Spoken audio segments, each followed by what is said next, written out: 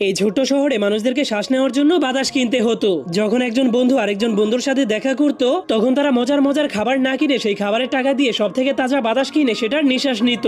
আর এই লোকটা হলো সেই শহরের মেয়র। সেই বাতাসের ব্যবসা করতে করতে সেই শহরের সব থেকে ধনী মানুষ হয়ে গিয়েছিল। কিন্তু একদিন সে খবর পেয়ে যায় যে টনি নামের একটা ছেলে পৃথিবীর সর্বশেষ একটা বীজ খুঁজে পেয়েছে, আর যদি সেই বীজ থেকে একবার গাছ হয়ে যায় তাহলে পৃথিবীর সব মানুষেরাই ফ্রিতে বাতাস নিতে পারবে।